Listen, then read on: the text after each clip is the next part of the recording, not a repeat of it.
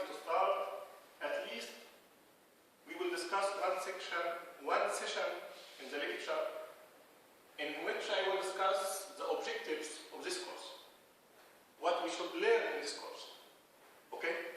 Which is the most important in our course. Before you start to study the course, it's very important to know what I should get from this course, what I should learn from the course.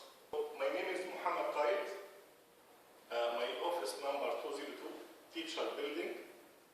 I think all of you know it. Inshallah, all of the materials of the course I will put it on the blackboard. You can access it. Before starting now in the first session, that we discuss objectives of the course. I give you the chance to introduce yourself. At least you can see your name and, for example, your favorite food. Can I start for me? My name is Balqis.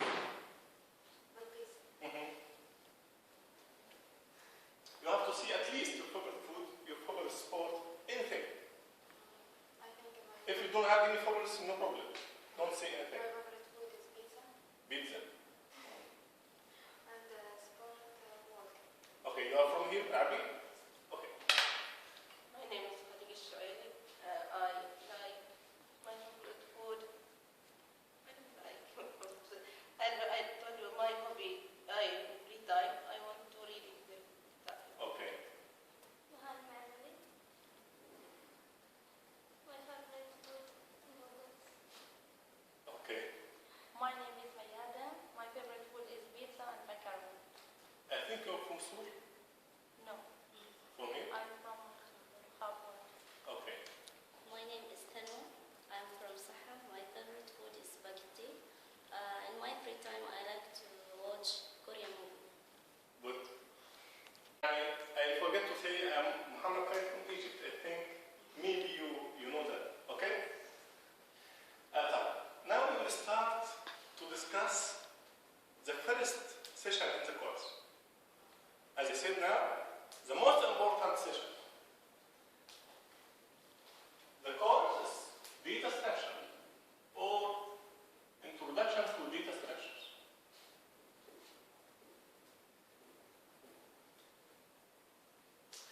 We have 4 main objectives in this course. We have 4 main objectives. I will start by listing one by one. Then I will go to the details of each one by one. But we have 4 objectives. The first one, we shall discuss inshallah in the course, the concept of algorithm. Then, second part of the course,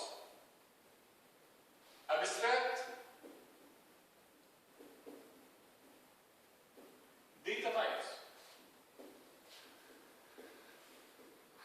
What is called ADT. In this topic, in this part, I will discuss the concept called abstract data type. And we will give some examples of the abstract data types. For example, set, stack, queue, purity queue, and so on. All of them are called abstract data types.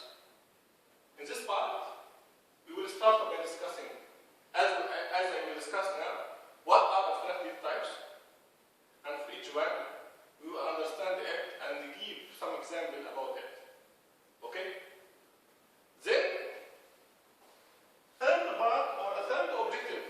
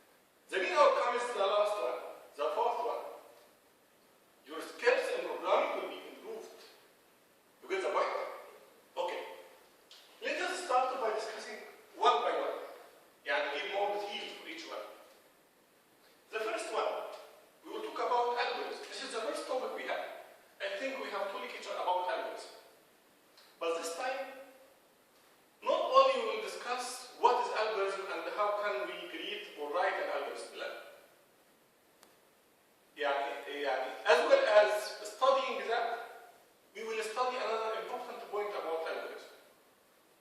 Let me ask you first, if I have a specific problem, I have one problem.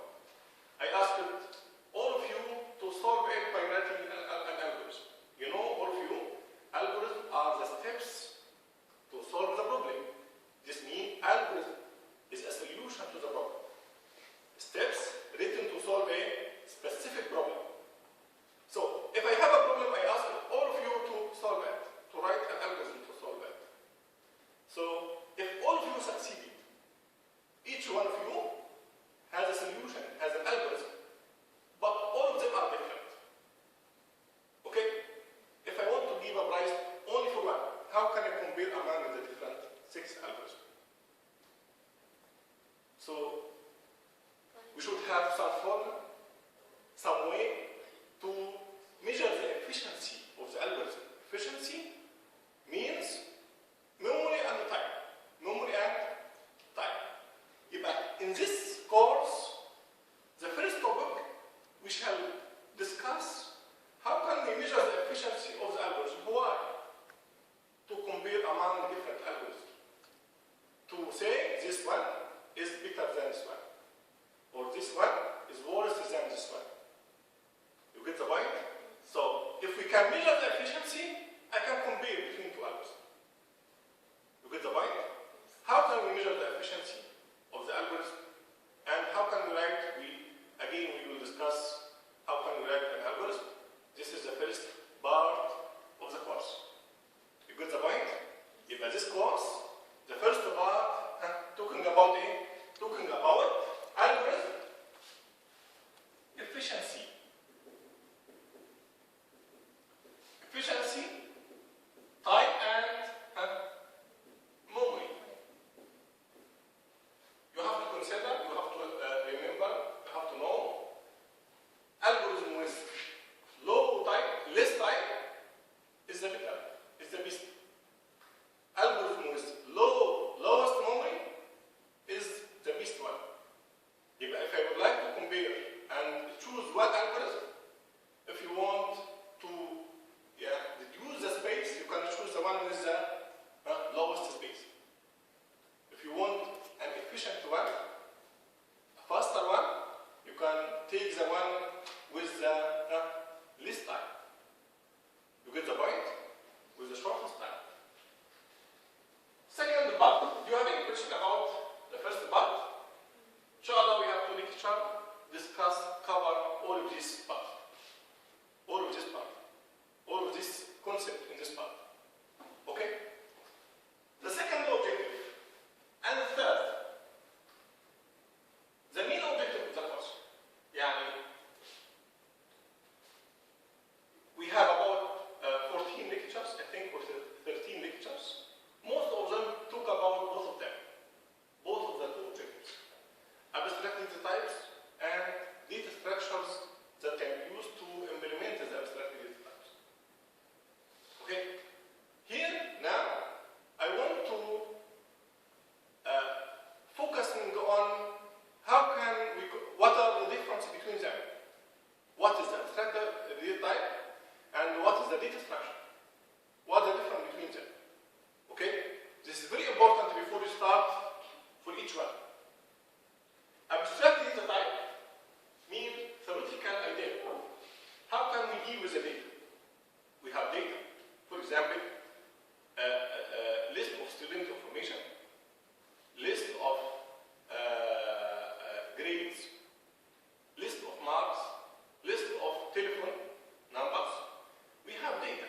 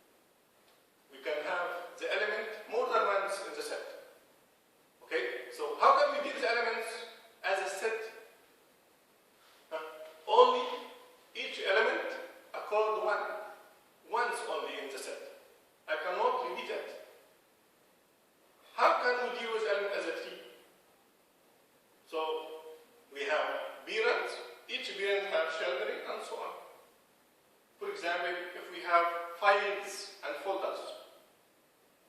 Okay, data, files and folders. The data here, files and folder names. How can we deal with them? As a set, as a stack, as a queue, or what? No, as a tree. Because usually data on the disk, files and folders exist on the disk as a tree. So we have to deal with it as a tree. You get the point? This is theoretically how data processed. But actually, if I want to implement it, so if I have data, I have to hold it in memory. I cannot deal with it theoretically. I want to hold it in memory. How can we hold it in memory? It is better to see hold, but sometimes I can see store in memory. But memory here means mean memory. Okay? How can we hold data in memory? We have different ways. We can hold data in an array or hold data in linked list. As I said now, array is bounded data structure. Linked list and bounded data structure. Both of them can hold data. Can hold data. So I can implement the abstract data types.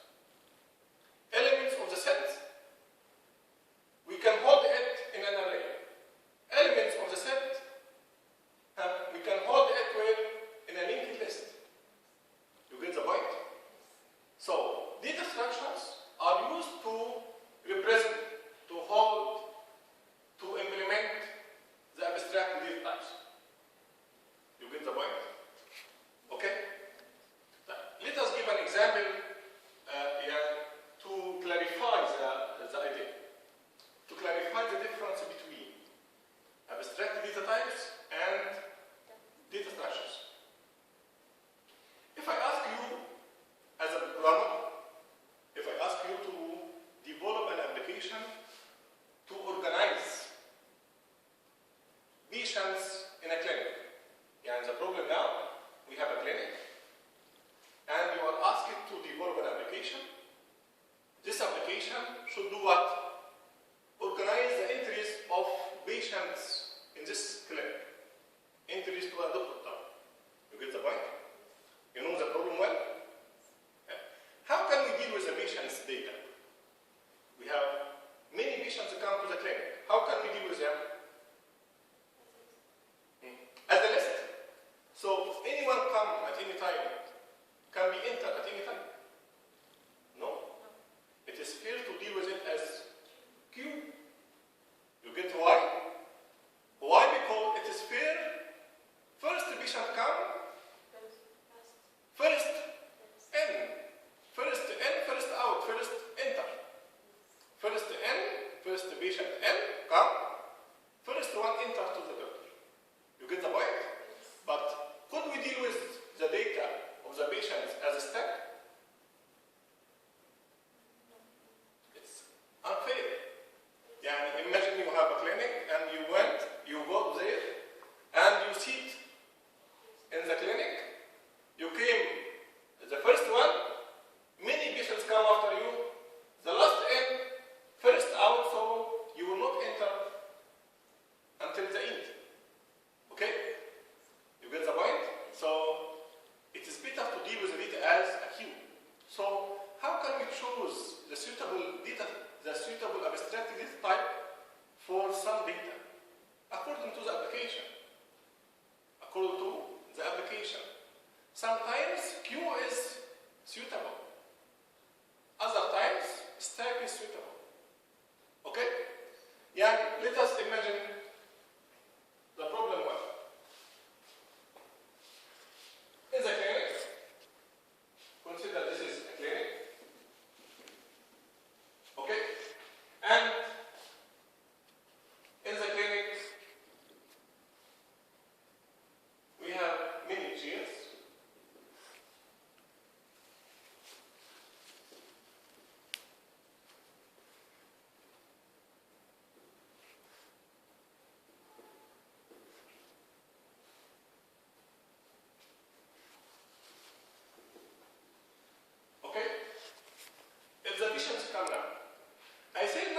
application will deal with the patients as a queue. But when the patient comes, the patient want to see it.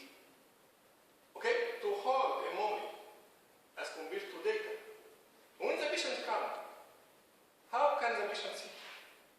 The first patient, for example, can come here.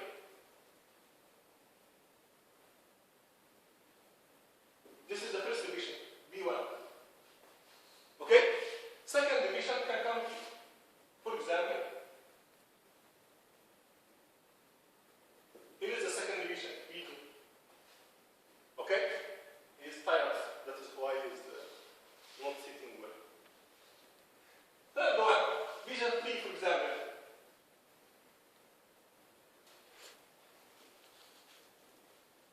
Look here, patients come and see.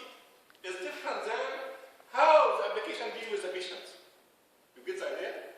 This is the difference between abstract data type and data structure used to hold or to implement the abstract data type. Abstract data type means I will deal with the patients as a queue. I know who is come first. Who come late will enter late. Who come first will enter first. I know that, but it is different than how can they hold a memory, how can store a memory. You get the point? Yes. Okay. Here we have chairs. How many chairs? 6 chairs.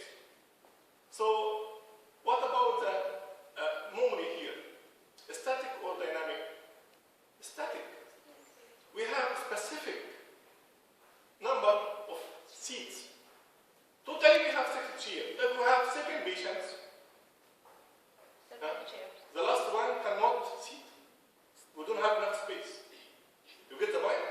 But to solve this problem, to handle it, we can use another way. We can have a store of different, large number of seats, of chairs, and any patient come, I will bring for him one chair to sit. This is called dynamic memory allocation. That is what happened in linked list. We have memory available to the program, ready to use, and during the running of the application, if a patient comes, if you want to store data, if you want to hold data, one part of the memory will be available for this data. One seat will be available for this patient. You get the point? What's the difference between them? For the static array, limited size. Static. For the linked list, it is unlimited, unbounded. But both of them only to hold the data. But how can we deal them? How can we deal the data? Here in our example, as a queue. As a queue. Not only, queue is not true forever. For example, if one critical case comes, if a patient of critical case comes now, okay? If one patient now, for example, B4, but B4,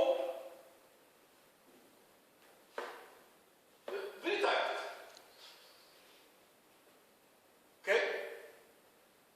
His case is critical now. Is it fair to deal with him as a queue? No. But sometimes the application consider this case. The application, the programmer say, no, I will not store data in a queue. It is not fair in this case. Why? Sometimes patients come with critical case. So it is better to use another abstract data type, which is called priority queue. In the priority queue, it looks like a queue. Yeah, elements come to the last. But when we select one to enter, I will select based on a purity, a criteria, and a factor. You can specify it. For example, in our case, with a critical case. You get the point? About the application, when you develop an application, you have to look for the suitable abstract data types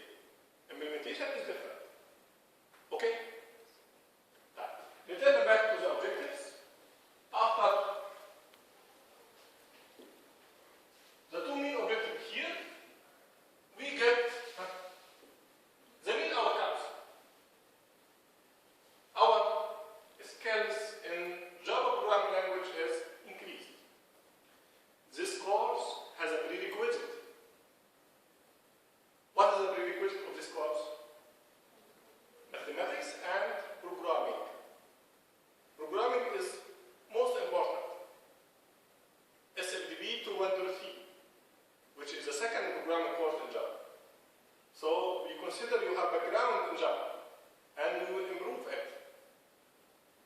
Okay? Don't worry about the difficulties of implementing such abstract types. In this course, we will understand how can we implement stack, how can we implement queue, how can we implement tree, how can we implement priority queue. But Java already have classes, have APIs, many classes in Java that can support this abstract types. If you want a set, Java has a set. If you want a stack, you can find a stack class in Java. You can find one. But we have classes already exist in Java, but here in the course we have to understand it. What is the concept of stack and how can we implement it? But it is already there in Java. Okay? And you can find different versions from the internet. You get the point? So now we discussed 4 main objectives of the course. Could we list them again? You can help me. Algorithm. In particular, algorithm efficiency. Algorithm. Second part, abstract data types. Third part, data structures. Array or linked list. Limited, unlimited. Bounded, unbounded. Static, dynamic. Okay? Last one, Java programming skills. improving your skills in Java language. Okay? Do you have any question? You got the idea? Really? Did I look to you got the idea? Sometimes. 50-50.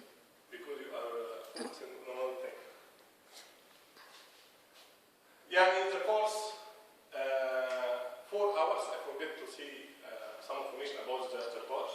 It's 4 hours, 2 lectures, 2 hours for the lecture, 2 hours for the lab. Okay? We have a textbook which available on the LRC. You can find it. You can take a copy from there. I think there are many copies there. Okay? And we have one practical exam, 15 months. One project, long project, semester-long project.